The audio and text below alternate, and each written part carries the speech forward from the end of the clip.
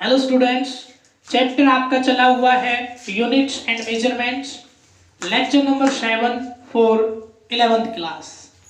तो कुछ बच्चों की मैंने आज कुछ बच्चों से बात की है और अप्रोक्सीमेटली सभी बच्चों से 1 या 2 दिन में मैं बात कर लूँगा।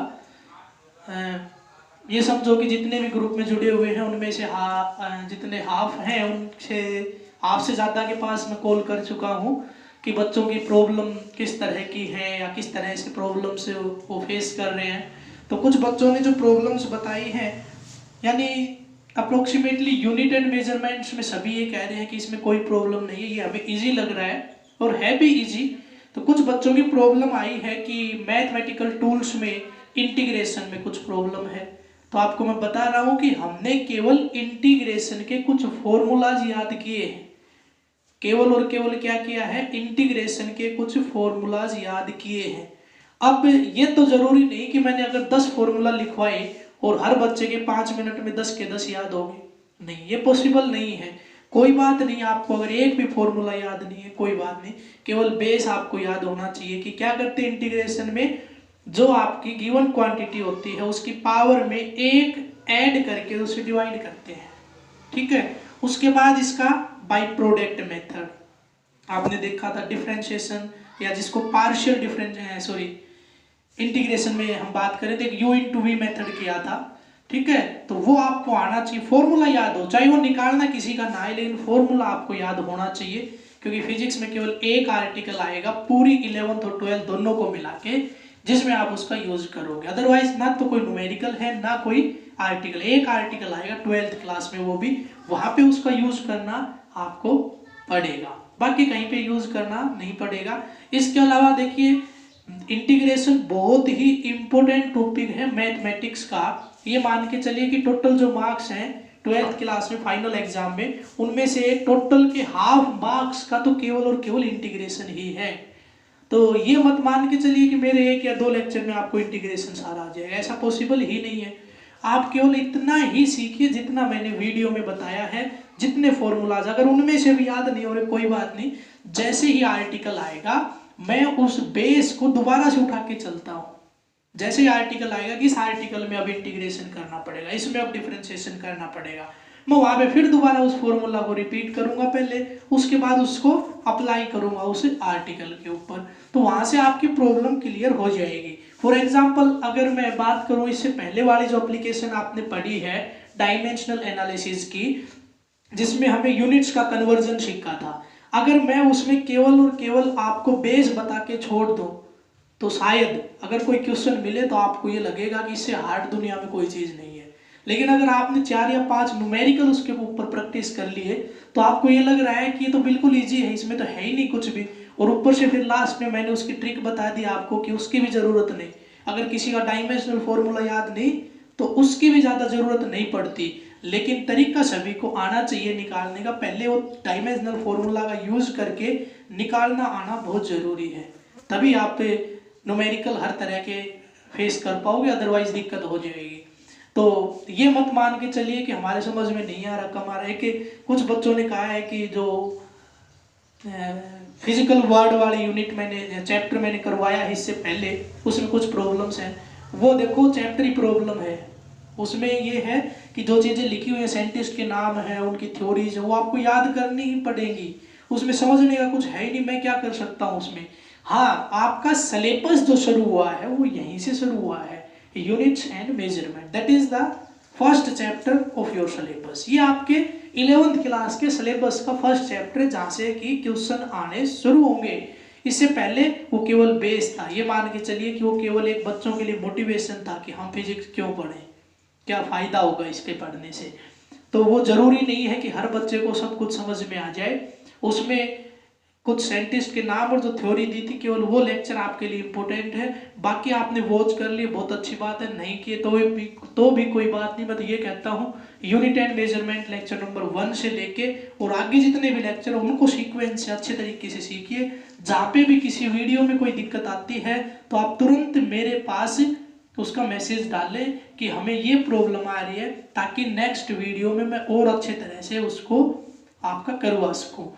और अच्छे टाइप के न्यूमेरिकल उसमें ऐड कर सकूं। अदरवाइज प्रॉब्लम क्लियर नहीं होगी जब तक आप शेयर नहीं करोगे। तो आइए आज हम पढ़ लेते हैं प्रिंसिपल ऑफ होमोजेनिटी। तो आज हमें पढ़ना तो क्या था, कई सोच रहे होंगे पढ़नी तो second application of dimensional analysis है। वो क्या थी सेकंड एप्लीकेशन, कि आपके पास कोई गिवन इक्वेशन है, उस इक्वेशन को चेक करना है the given equation is correct और नॉट, यानी to check the correctness of the given equation. ठीक है, तो वो जो है सेकंड एप्लीकेशन है that is based on principle of homogeneity, वो इसके ऊपर बेस्ड है, कोई हार्ड एंड फास्ट नहीं है, बहुत इजी सा है। इसका बेस क्या है, ये किस बेस के ऊपर बनाया गया है, इसका बेस ये है कि उन्हीं फिजिकल क्वांटिटीज को आपस में ऐड कर सकते हैं जिनका डायमेंशनल फॉर्मूला सेम हो। Only those physical quantity are add up which are having same dimensional formula. ठीक है, ये इसका है बेस। अब ये प्रिंसिपल कहता क्या है, according to this principle the given equation should be dimensionally correct if dimensional formula for every term used in this equation should be same। हर जैसे मैं आपको लिख के दिखा रहा हूं v is equal to a plus bt। According to this ये कह रहा है कि इसका डायमेंशनल फॉर्मूला अलग से लिख लीजिए, इसका अलग से लिख लीजिए और इन दोनों का अलग से लिख लीजिए। ये जो डायमेंशनल फॉर्मूला ये आया d1, ये जो डायमेंशनल फॉर्मूला सपोज ये आया d2, ये आया आपका d3। तो ये आपका अगर ऐसा आ गया then the equation is correct, otherwise it is wrong. That is the principle of homogeneity. तो ऐसे देखो यही जो इक्वेशन है, इससे मैं आपको थोड़ी देर में ए और बी का डायमेंशनल फॉर्मूला निकाल के दिखाऊंगा। उससे पहले एक बहुत इजी सी इक्वेशन ले लेते हैं, that is the second equation of uniformly accelerated motion. याद आ गई होगी, जिसको डिस्प्लेसमेंट टाइम इक्वेशन के नाम से भी जानते हैं। S is equal to u t plus half a t square. लग रहा है कि देखी हुई है कहीं पे, 9th क्लास में इसका डेरिवेशन पढ़ा था। तो ये कंफर्म है कि इक्वेशन बिल्कुल सही है क्योंकि हमने इसको ड्राइव किया था। अब हम इसको अप्लाई करके देख लेते हैं क्या हमने प्रिंसिपल ऑफ होमोजेनिटी पढ़ा है वो सही भी है या गलत है। क्योंकि फिजिक्स ये कहती है कभी किसी के ऊपर भरोसा मत करो, अगर कोई कुछ भी कह रहा है तो उसको अप्लाई करके देखो, अगर अप्लाई हो गया देन उसके ऊपर आप भरोसा कर सकते हो, अदरवाइज नहीं करोगे, चाहे वो मैं ही क्यों ना हो। मैं ये कह रहा हूँ कि ये प्रिंसिपल ऑफ होमोजेनिटी ये कह रहा है, तो आप अब तक ये मान के चलो कि पता नहीं ये प्रिंसिपल ऑफ होमोजेनिटी सही कह रहा है या नहीं, पहले प्रूव करके देख लेते हैं कि सही है या नहीं है। तो ये बात तो सही है कि ये इक्वेशन बिल्कुल करेक्ट है क्योंकि हमने ड्राइव करके देखी थी 9th क्लास में। चलिए अब मैं क्या प्रूव कर दूं कि इस एस क्या होता है यहाँ पे डिस्प्लेसमेंट। इस डिस्प्लेसमेंट का डायमेंशनल फॉर्मूला अगर मैं कहूं कि d1 है, और ऐसे ही u क्या है इनिशियल वेलोसिटी, और t क्या है टाइम। इन दोनों का u और t का मिला के डायमेंशनल फॉर्मूला मैं मानूं कि d2 हो जाएगा। ऐसे ही मेरे पास ये है तो 1/2 तो है कांस्टेंट, इसको छोड़ देंगे साइड में। a मीन्स एक्सेलरेशन और t टाइम है ही। 80 स्क्वायर का अगर मैं डायमेंशनल फॉर्मूला लिखूं सपोज वो आ गया d3। अगर d1 is equal to d2, अगर d1 is equal to d2 is equal to d3 अगर ये आ गया then principle of homogeneity is correct, otherwise it is wrong. तो ये जो कह रहा है वो सही है, अदरवाइज ये गलत है। चलो तो अब हम इसको चेक कर देते हैं। तो सबसे पहले आता है आपका डिस्प्लेसमेंट। तो ये अलग अलग टर्म है, ये अलग टर्म है, ये अलग टर्म है, ये अलग टर्म है, सभी का सेम डायमेंशनल फॉर्मूला आना चाहिए। तो एस का लिख रहा हूँ, एस क्या है डिस्प्लेसमेंट। एस के लिए डायमेंशनल फॉर्मूला होता है एन, ये एक लेंथ है। उसके बाद यूटी का डायमेंशनल फॉर्मूला, तो वेलोसिटी का क्या होता है, वेलोसिटी का displacement per unit time, displacement के लिए एल, टाइम के लिए t-1 इनटू में t। ठीक है, कैंसिल कर दीजिए, इस टी से ये टी कैंसिल, तो इसका क्या आ गया एल, यानी d1 is equal to d2 तो आ चुका। ये आपका डायमेंशनल फॉर्मूला मैंने मानना था क्या d1, ये क्या मानना था मैंने d2। चलिए उसके बाद आपका आता 1/2 80 स्क्वायर, तो 80 स्क्वायर। तो एक्सेलरेशन का क्या होता है velocity per unit time, velocity का क्या होता था एल टी माइनस 1, और फिर उसके नीचे फिर टाइम तो t माइनस 1, उसके बाद टी स्क्वेयर का t रेज द पावर 2। तो अगर ऐड करके देखें तो ये दोनों किससे कैंसिल, टी स्क्वेयर से कैंसिल, तो यहाँ से भी डायमेंशनल फॉर्मूला क्या आ गया है l, और ये आ गया d3। तो बताइए d1 d2 और d3 इक्वल है या नहीं है, d1 is equal to d2 is equal to d3, hence we can say the equation is correct. और हम तो इक्वेशन को पहले से ही जानते हैं कि इक्वेशन तो करेक्ट है ही, हम तो क्या देख रहे थे कि प्रिंसिपल ऑफ होमोजेनिटी सही है या नहीं है। तो आइए हम जो इक्वेशन शुरू में लिखी थी उसका डायमेंशनल फॉर्मूला हम निकाल के देख लेते हैं कि क्या बनेगा। चलिए देखते हैं। देखो क्या था कि जो कोई इक्वेशन है वो कह रहा है कि ये डायमेंशनली करेक्ट है, वो कह रहा है कि इक्वेशन डायमेंशनली करेक्ट है। अगर करेक्ट है तो बहुत अच्छी बात है। तो देखिए क्या है, वो लिख रहा है v, चलो ऐसे लिखता हूं मैं, चलो v लिख देता हूं, v is equal to a plus bt।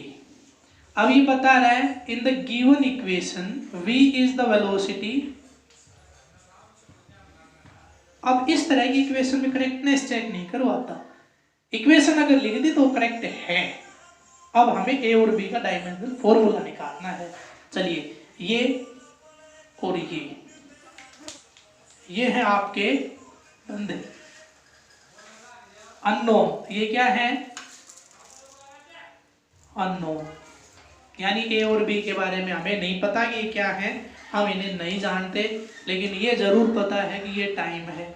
इस इक्वेशन में इतना दिया गया है, ठीक है, इतना दिया गया है, और ये कह रहा है find the dimensional formula for a and b, a और b का डायमेंशनल फॉर्मूला निकाल दीजिए। तो according to principle of homogeneity v का डायमेंशनल फॉर्मूला क्या होगा l t माइनस 1। अगर ये इक्वेशन करेक्ट है तो a का भी क्या होगा l t माइनस 1। सही है ये बात तो बिल्कुल कि इसका भी क्या होगा आपका यही होगा। तो a का तो आ गया, b का और निकाल देते हैं। अब थोड़ा सा आपको सोचना पड़ेगा, bt is equal to v, सही है कि नहीं। तो इसका डायमेंशनल फॉर्मूला लिखिए b इंटू में t is equal to L T minus 1, और b का डायमेंशनल फॉर्मूला क्या आएगा b इज इक्वल टू, ये t जाएगा इधर, ये भी माइनस का हो जाएगा, ये भी क्या हो जाएगा माइनस, यानी t ने जाएगा नीचे, नीचे का ऊपर लेके आओगे तो माइनस हो जाएगा एल टी माइनस 2। तो ये क्या है आपका b is equal to L T minus 2। तो अब ये इक्वेशन क्या हो जाएगी करेक्ट हो जाएगी। अब हम कह सकते हैं कि ये आपके a और b जो हमारे थे उनके डायमेंशनल फॉर्मूलाज हैं। तो आइए कुछ इसी तरह के अच्छे अच्छे क्वेश्चन हम कर लेते हैं जो कि रिपीट हुए हैं। तो शायद तो दो तरह से मैंने इसको यूज करके आपको दिखाया है कि एक तो इक्वेशन गिवन है उसकी करेक्टनेस चेक कर ले, एक कह रहा है कि इक्वेशन करेक्ट है लेकिन ए और बी पता नहीं है, कुछ और ऐसी चीजें लगा दी जिनके बारे में नहीं पता, तो इनके डायमेंशनल फॉर्मूला और बता दीजिए क्या होते हैं। तो अब देखिए मैं बहुत अच्छे, देखो मैंने पॉइंट्स जो थे ना इसके वो नोट नहीं करवाए हैं। मैं एक न्यूमेरिकल लिखूंगा और एक पॉइंट वहां से निकल के आएगा, साथ साथ पॉइंट्स आप बनाते जाना और नोट करते जाना। हर न्यूमेरिकल से एक नया पॉइंट आपका निकल के आएगा। तो देखते हैं क्वेश्चन नंबर फर्स्ट आपका, मैं यहाँ से मेरे पास एक फाइल है जिसमें बहुत से न्यूमेरिकल्स हैं, वहां से एक न्यूमेरिकल आपके सामने लिख देता हूँ।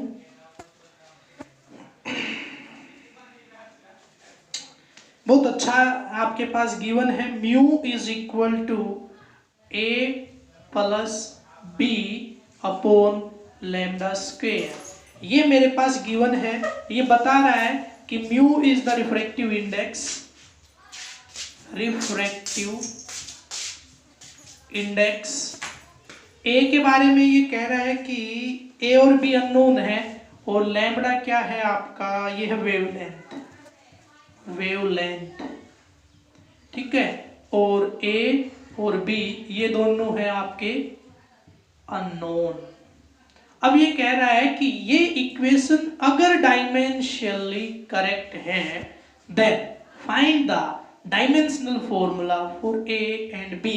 ए और बी के डायमेंशनल फॉर्मूला बता दीजिए क्या होंगे, ए और बी के डायमेंशनल फॉर्मूला क्या होंगे। अब बात करते हैं, ये जो लिखा है यहाँ पे रिफ्रैक्टिव इंडेक्स, कुछ याद हो तो ये एक unitless and dimensional less quantity थी, याद आया कुछ। Refractive index is equal to c upon v, 10th class में पढ़ा है। Speed of light in vacuum upon speed of light in any medium is equal to a constant, that constant is refractive index. तो देखिए यहाँ पे भी metre पर second, यहाँ पे भी मीटर पर सेकंड, मीटर पर सेकंड से मीटर पर सेकंड कैंसिल, तो इसकी तो कोई यूनिट नहीं बची, इसीलिए इसको कांस्टेंट बोलते हैं। और ऐसे ही इसका डायमेंशनल फॉर्मूला भी नहीं है, यानी म्यू के लिए डायमेंशनल फॉर्मूला हुआ, म्यू के लिए डायमेंशनल फॉर्मूला हुआ m0 l0 t0। तो भैया ए का तो आ गया, ए का तो आ गया, क्योंकि हर इक्वेशन का इक्वल होता है, तो ए का तो यही है m0 l0 t0। अब बच गया आपके पास b, बच गया आपके पास b। तो मैं क्या करता हूं, mu is equal to b upon lambda square. भाई ऐसे मैथ में मत लिख देना कि हर एक टर्म को अलग अलग करके बराबर कर दो, केवल डायमेंशनल एनालिसिस की एप्लीकेशन हम करेक्टनेस यानी प्रिंसिपल ऑफ होमोजेनिटी को यूज कर रहे हैं, तब मैंने ऐसा किया है कि ये प्रिंसिपल डायमेंशन के ऊपर एप्लीकेबल है। कभी ऐसे ही लगा दो कि सारी टर्म्स बराबर रहेंगे, ऐसा नहीं है भाई, ऐसा नहीं है। तो देखिए इसका डायमेंशनल फॉर्मूला, चलिए ये तो आपको पता चल गया कि इसका तो m0 l0, चलिए छोड़िए, देखते हैं क्या होता है। म्यू इज इक्वल टू, अब बात आती है लैम्बडा की, ये एक नई चीज आई, तो ये लैम्बडा किधर आएगा, इधर आएगा ना, नहीं आएगा। Lambda square is equal to b, यानी बी का डायमेंशनल फॉर्मूला आ जाएगा इन दोनों का अगर मैं लिख दूं तो। अभी लैम्बडा क्या है, लैम्बडा एक लेंथ है, वेवलेंथ लिखे है मैंने। लैम्बडा क्या है, वेवलेंथ, लेंथ, लेंथ का क्या होता है एल, यहाँ पे एल की क्या हो जाएगी 2, तो m0 l0 t0 तो हो गया म्यू का, और इसका क्या हो गया है t2, और which is equal to b। तो b का डायमेंशनल फॉर्मूला आ गया t2, तो b का डायमेंशनल फॉर्मूला आ गया आपके पास क्या है t2। चलिए नेक्स्ट क्वेश्चन में देख लेता हूं भैया, एक मिनट देखना, मैंने ये गलत लिख दिया, वेवलेंथ है, मैंने बोल तो रहा हूं l और लिख दिया t, l2, तो इसका क्या आ गया है l2, m0 l2 और t0, ये आ गया इसका डायमेंशनल फॉर्मूला। चलिए नेक्स्ट क्वेश्चन हम देख लेते हैं। तो वेवलेंथ यहाँ पे मैंने आपको यूज करके दिखाई है, शायद पहले यूज नहीं हुआ था। तो लैम्बडा वेवलेंथ होती है, और वेवलेंथ का जो डायमेंशनल फॉर्मूला होता है that is same as a length, जो लेंथ का होता है वही इसका होता है, क्योंकि ये भी एक टाइप की लेंथ ही है। चलिए नेक्स्ट क्वेश्चन बहुत ज्यादा इंपॉर्टेंट मैं लिख रहा हूं, जिसमें कुछ क्वांटिटी मैं ऐसी ऐड करने वाला हूं जो आपके लिए बहुत ही इंपॉर्टेंट रहने वाली है। तो मैं लिख रहा हूं, आपके पास इक्वेशन है y is equal to tan, that is trigonometric function, और ये है आपका xt। ये कह रहा है find the dimensional formula of x if t is time. बाकी हमें कुछ पता नहीं है, केवल और केवल ये आपके पास गिवन है। क्लियर है? अगर देखिए इस तरह की क्वेश्चन में आप सोच रहे होंगे कि अब तक जो इक्वेशन लिख रहे थे उसमें कम से कम लेफ्ट साइड का तो पता था, अब ये लेफ्ट साइड में भी नहीं पता क्या है, नहीं पता क्या है, लेकिन इक्वेशन कह रहा है डायमेंशनली करेक्ट है। तो यहाँ पे जो आपका बहुत अच्छी चीज यूज होने वाली है वो ये है, नोट कर लीजिए, ये यहाँ पे क्या है, एंगल। ये tan ट्रिग्नोमेट्रिक फंक्शन, इसके पीछे जो भी होता है वो सारा क्या होता है, एंगल। तो ये क्या होता है आपका angle, and angle has dimension less, angle का कोई डायमेंशन नहीं होता। It means x t is equal to m0 l0 t0 आ गया, सही है कि नहीं? x का निकालना था, किसका निकालना था, x का। t क्या था, टाइम, तो t का तो मैं लिख सकता हूं ना भाई यहाँ पे, तो x और इसका क्या t is equal to m0 l0 t0। तो भैया x का क्या आ गया, ये t जाएगा उधर, t क्या हो जाएगा माइनस का, तो यहाँ पे आ गया m0 l0 t minus 1, that is the dimensional formula for x। ये आ गया है आपका x का। तो यहाँ पे हमें पता चला है कि एंगल का कोई डायमेंशनल फॉर्मूला नहीं होता है। नोट करते जाइए, जैसे जैसे पॉइंट्स आपके आते जा रहे हैं, ज्यादा नहीं है बस, शायद तो लास्ट होने वाला है। तो नेक्स्ट जो मैं आपका लिख रहा हूं, देखिए मेरे पास है P इज इक्वल टू, ये मेरे को नहीं पता P क्या है, वो बताएगा, वो मैं मान लूंगा जैसी कंडीशन देगा। ये केवल ये लिख रहा है P is equal to a r square x, ये मेरे पास गिवन है, ये पावर है इसकी, P is equal to a raise the power r square x, ये इसकी पावर है, और ये 2 है, ये r की पावर है, ठीक है, तो यानी r स्क्वेयर x है। अब ये कह रहा है कि where r is radius, r क्या है, रेडियस, और p का कह रहा है कि नो आइडिया, हमें नहीं पता क्या है। उसके बाद a का भी यही कह रहा है कि नो आइडिया, हमें नहीं पता क्या है। और कह क्या रहा है फिर, पावर, अच्छा जी, find the dimensional formula for x, ये कह रहा है find the dimensional formula for x। चलिए, बहुत अच्छा पॉइंट यहां से भी निकलने वाला है। तो देखिए बहुत अजीब सी इक्वेशन है और अच्छा यूज है प्रिंसिपल ऑफ होमोजेनिटी का यहाँ पे। तो हम क्या कर रहे हैं, करेक्टनेस चेक कर रहे हैं, अगर करेक्ट है इक्वेशन तो किसी भी टर्म का हम डायमेंशनल फॉर्मूला निकाल सकते हैं। तो देखिए P is equal to a r square x, करें शुरू।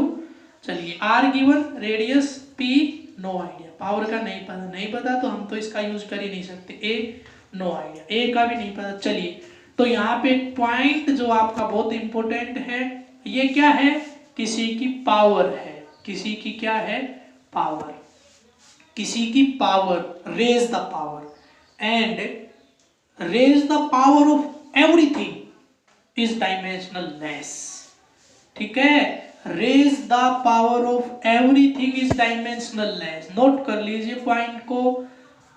आप ये मत सोचना कि आपको तो पता है, भाई यही थे, आपको भी पता हो जाएगा, आगे आगे चल के आपको भी पता हो गया है। कई बच्चे सोच रहे कि आपको तो पता था पावर डायमेंशनल लेस है इसलिए आपने निकाल दिया। अगर हमारे पास ऐसा न्यूमेरिकल आ जाए तो अरे आएगा तो तब ना, जब आप पहले सीखोगे। अगर सीख लिया तो आपको भी पता है पावर डायमेंशनल लेस है, एंगल डायमेंशनल लेस, एंगल का तो आ चुका वैसे, लेकिन आपको जब इक्वेशन दी तो उसको यूज करना नहीं आ रहा था, यूज करना भी सीख लिया, ऐसे इसको भी सीख लेते हैं। तो P is equal to a r square x। तो यहाँ पे मैंने लिखा raise the power of everything is a dimensionless, वो क्या है, एक डायमेंशन लेस क्वांटिटी है, वो हमेशा डायमेंशन लेस रहेगी। इट मीन्स, बन गई बात, r square x is equal to m0 l0 t0, ये इसका डायमेंशनल फॉर्मूला है। ऐसा ही डायमेंशन लेस क्वांटिटी को तो हम ऐसे ही लिखते हैं, तो अब 1 by 1 इनका लिख देता हूं मैं। रेडियस क्या है, एक लेंथ है, तो क्या हो गया इससे L2 x, और ये हो गया आपका m0 L0 T0। अब इसको इधर लेके जाएंगे तो L-2 हो जाएगा, x की जो डायमेंशन है वो क्या आ जाएगा m0 L-2 T0, that is the dimensional formula for x। Note करते जाइए, जितने भी मैं लिखता जा रहा हूं आप नोट करते जाइए साथ साथ। नेक्स्ट जो आपके पास एक इक्वेशन है वो लिखी हुई है। अब मैं सिंपल फॉर्मूलाज पे आ जाता हूँ। देखिए मैंने जो आपको ये पहले करवाए हैं, जितनी भी इक्वेशन मैंने पहले करवाई हैं, इन इक्वेशन का मकसद ये था कि जो पॉइंट्स इस प्रिंसिपल ऑफ होमोजेनिटी में बना के लिखने थे वो मैंने एज ए न्यूमेरिकल की फॉर्म में लिखवा दिए हैं। चाहो तो आप किसी अलग पेन से कहीं जहाँ पे भी आपने प्रिंसिपल ऑफ होमोजेनिटी यूज किया है उसके ऐसे करके कोई कॉलम बना के उसमें नोट कर सकते हो इंपॉर्टेंट पॉइंट्स। और वो क्या थे, रेज द पावर, और एंगल का डायमेंशनल फॉर्मूला क्या होता है 0 0, यानी डायमेंशन लेस होता है। तो उसको यूज करना भी आ गया और पॉइंट भी नोट हो गए, इसलिए मैंने एज ए न्यूमेरिकल इसको सोल्व किया है। और जो आपका लैम्बडा वाला जो क्वेश्चन करवाया था वो आया हुआ है, ये तो मेरे को पता नहीं कि कौन से सन में आया था, लेकिन नीट का एग्जाम जब होता था तब आया था, आपका नीट वाले एग्जाम में आया हुआ है। बहुत ही इजी है, केवल और केवल आप रेगुलरिटी बना के रखिए। हर तरह के न्यूमेरिकल्स को आसान करने का काम है मेरा, केवल आपका काम है रेगुलरिटी और कंसंट्रेशन। रेगुलरिटी और कंसंट्रेशन से पढ़ते रहिए, आप भी ये कहोगे कि हाँ फिजिक्स में सबसे आसान अगर कुछ है तो वो न्यूमेरिकल है, लेकिन तरीके से पढ़